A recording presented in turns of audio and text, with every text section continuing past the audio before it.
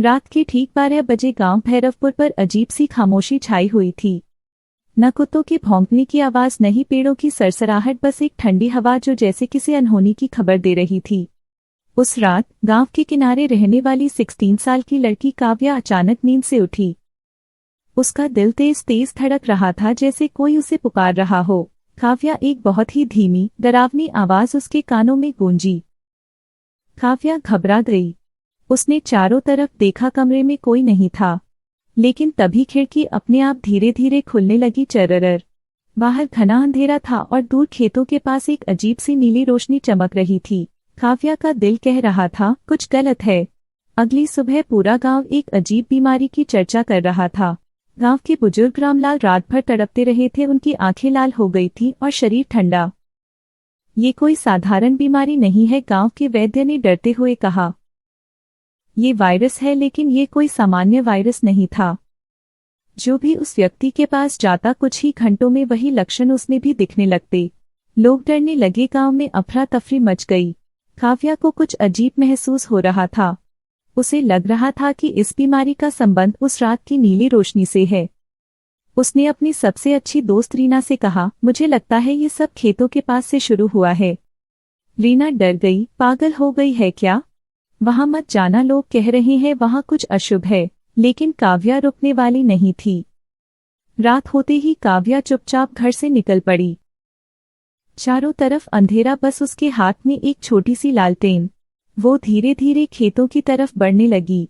जैसे जैसे वो आगे बढ़ रही थी, हवा और ठंडी होती जा रही थी। और फिर वो उसी जगह पहुंची जहां उसने पिछली रात नीली रोशनी देखी थी। उसकी सांसें रुक गई। जमीन पर एक अजीब सा गड्ढा था और उसके अंदर कुछ चमक रहा था। काव्या ने हिम्मत करके नीचे झांका। वो कोई पत्थर नहीं था, वो एक अजीब सा धड़कता हुआ गोला था जिससे नीली रोशनी निकल रही थी। और जैसे ही उसने उसे छूने की कोशिश की, अचानक मत छूना, पीछे से एक तेज आवाज आई। काव्या डर के मारे पीछे मुड़ी। वहां एक बूढ़ा आदमी खड़ा था, आंखें गहरी, चेहरा रहस्यमय। ये क्या है? काव्या ने कांपती आवाज में पूछा। बूढ़ा धीरे से बोला, ये वायरस का स्रोत है। वायरस? हाँ, लेकिन ये कोई सामान्य वायरस नहीं, ये एक प्राचीन श्राप है। काव्या की आंखें फैल गईं।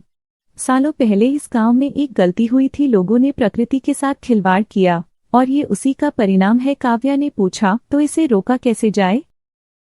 बूढ़ा कुछ देर चुप रहा, फिर बोला, इसे खत्म करने का एक ही तरीका है। इस गोले को उसी जगह ले जाकर खत्म करना होगा जहां से ये पहली बार आया था। लेकिन जो भी इसे उठाएगा वो खुद इस वायरस का शिकार हो जाएगा। काव्या कुछ पल के लिए चुप हो गई। उसके सामने दो रास्ते थे, या तो वो पीछे हट जाए या फिर पूरे गांव को बचाने के लिए खुद को खतरे में डाले। उसने गहरी सांस ली, मैं ये करूंगी। बूढ़ा चौंक गया। तुझे पता है इसका मतलब क्या है? हाँ। शायद मैं बचूंगी नहीं, लेकिन अगर मैं नहीं करूंगी तो पूरा गांव मर जाएगा। काव्या ने धीरे धीरे उस चमकते गोले को उठाया। जैसे ही उसने उसे छुआ, उसके हाथ में जलन होने लगी, उसकी नसें नीली पड़ने लगी, लेकिन उसने हार नहीं मानी।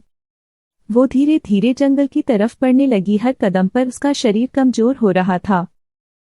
आंखों के सामने अंधेरा छा रहा था, लेकिन उसके दिमाग में बस एक ही बात थी, मुझे सबको बचाना है।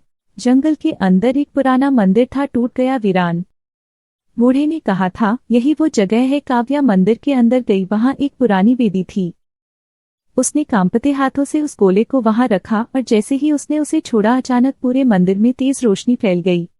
एक भयानक आवाज गूंजी, तुमने मुझे क्यों रोका? काव्या डर गई, लेकिन उसने हिम्मत करके कहा, क्योंकि तू लोगों को मार रहा है। कुछ सेकंड के लिए सन्नाटा, फिर गोला धीरे धीरे बुझने लगा। उसकी रोशनी कम होती गई और फिर सब कुछ शांत हो गया।